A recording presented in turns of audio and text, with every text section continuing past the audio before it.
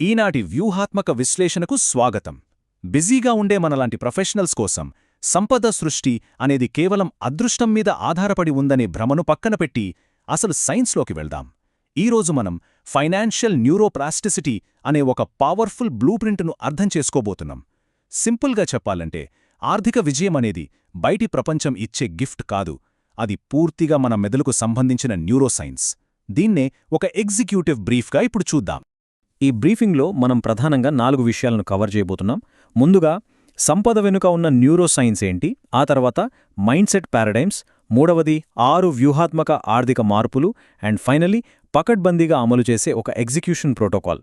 ఈ విశ్లేషణ కేవలం సైన్స్ దగ్గరే ఆగిపోదండి, నేరుగా మన రోజువారీ జీవితంలో ఆచరణలో పెట్టగలిగే విధానాల వైపు వేగంగా తీసుకెళ్తోంది. సో ఇక అసలు విషయంలోకి వెళ్దాం.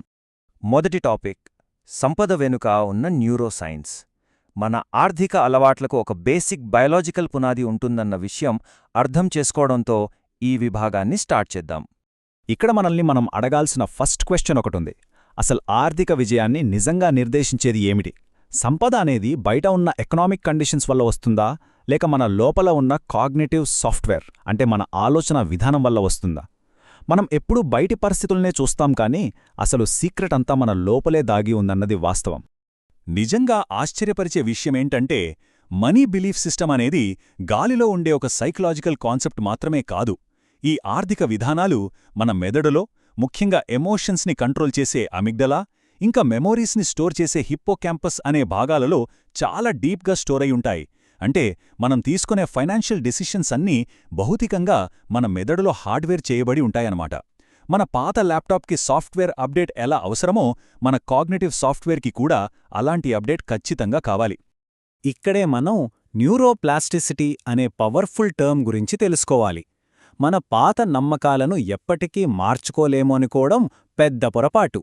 పదే పదే చేసే ఆలోచనలు, యాక్షన్స్ ద్వారా డబ్బు విషయంలో మన మెదడుకున్న ఆ డీఫాల్ట్ స్క్రిప్ట్ను మనం మళ్ళీ కొత్తగా రాయొచ్చు. మన ఇంటర్నల్ ఫైనాన్షియల్ ఆపరేటింగ్ సిస్టమ్ను ఉద్దేశపూర్వకంగా అప్గ్రేడ్ చేసుకోవడమే మన ముందున్న అతిపెద్ద వ్యూహాత్మక ఆస్తి. సరే, ఇప్పుడు రెండవ దశకు వెళదాం. Mind set పారాడిమ్స్. మన ఆర్థిక ప్రవర్తనను శాసించే 2 ప్రధాన ఆపరేటింగ్ సిస్టమ్స్ ఏమిటో ఇప్పుడు చూద్దాం. ఇక్కడ 2 మైండ్ సెట్స్ ఒకదానితో ఒకటి పోటీ పడుతుంటాయి. మొదటిది లేమి మైండ్ సెట్, అంటే స్కేర్సిటీ.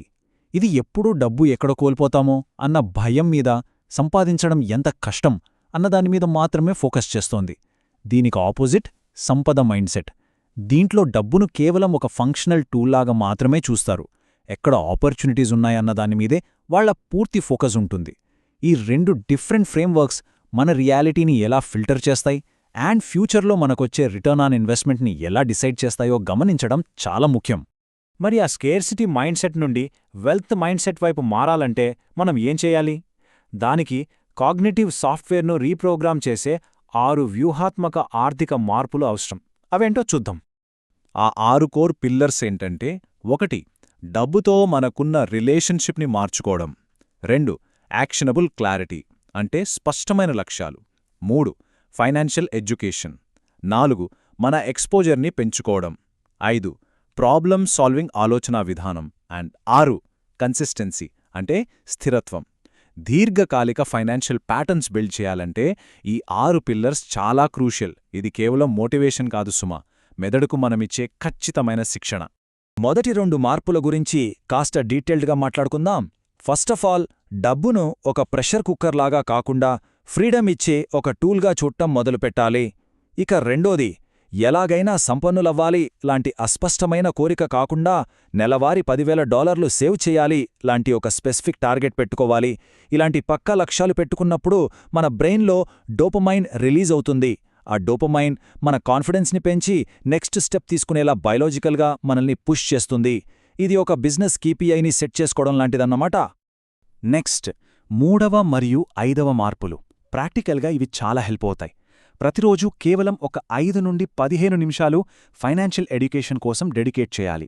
అలాగే పెద్ద ఆర్థిక సమస్యలు వచ్చినప్పుడు భయపడిపోకుండా వాటిని చిన్న చిన్న సాల్వింగ్ పార్ట్స్గా డివైడ్ చేసుకోవాలి. ఇలా మైక్రో సొల్యూషన్ అప్రోచ్ ఫాలో అవడం వల్ల ఆ డెసిషన్ ఫెటీగ్ అనేది తగ్గుతుంది. ఇంకొకటి, భయంతో మధ్యలోనే క్విట్ చేసే ఛాన్స్ అస్సలే ఉండదు. దీనికి బెస్ట్ ఎగ్జాంపుల్గా 4వ మార్పును చూద్దాం, మన ఎక్స్పోజర్ను అప్గ్రేడ్ చేసుకోవడం.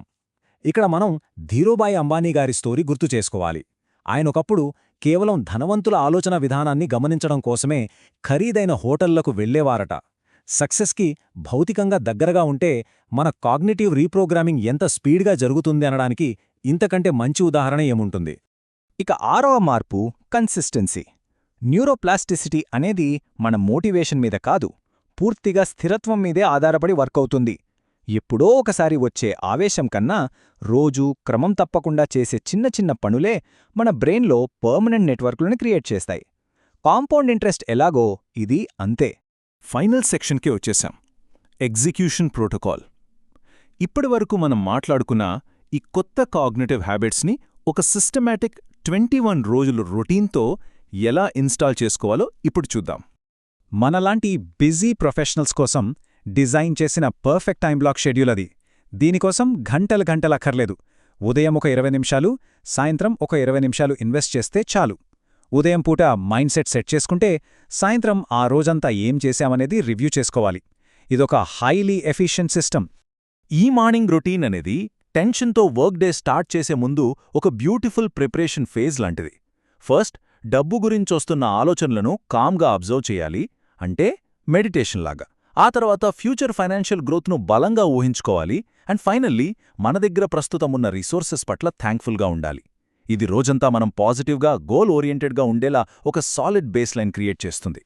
ఇక ఈవినింగ్ రొటీన్ అనేది ఒక క్రిటికల్ డైలీ ఆడిట్ లాంటిది. ఆ రోజు మనం చేసిన పనులు ఈ కొత్త వెల్త్ మైండ్ సెట్కు సింక్ అయ్యాయా లేదా అని చెక్ చేసుకోవాలి. ఆ తర్వాత రేపటి కోసం ఒక చిన్న ఫైనాన్షియల్ యాక్షన్ని ఇప్పుడే ప్లాన్ చేసుకోవాలి. ఇలా ముందు రోజే ప్లాన్ చేసుకుంటే నెక్స్ట్ డే ఉదయానికి ఆ డెసిషన్ ఫిట్టింగ్ అనేది అస్సలుండదు. చూసారుగా ఎంత సింపుల్ ప్రోటోకాలో? ఇక్కడ మనం గుర్తుంచుకోవాల్సిన బాటమ్ లైన్ ఒకటుంది. మన న్యూరోప్లాస్టిసిటీ ఒక స్ట్రాంగ్ ఫౌండేషన్ వేస్తుంది కరెక్టే, కానీ ఆచరణ లేని మైండ్ సెట్ ఎప్పుడూ సంపదను సృష్టించలేదు. Action is the ultimate currency. Ground మీద మనం తీసుకునే యాక్షన్ మాత్రమే వాస్తవానికి సంపదను జనరేట్ చేయగలదు. ఎండ్ చేసే ముందు ఒక్కసారి ఆలోచిద్దాం. ప్రస్తుతం మన మెదడు బ్యాక్గ్రౌండ్లో ఏ డిఫాల్ట్ ఫైనాన్షియల్ స్క్రిప్ట్ రన్ అవుతోంది? తదుపరి వ్యూహాత్మక అడుగు వేసే ముందు ఒక్కసారి ఈ సెల్ఫ్ ఆడిట్ ఖచ్చితంగా చేసుకోవాలి.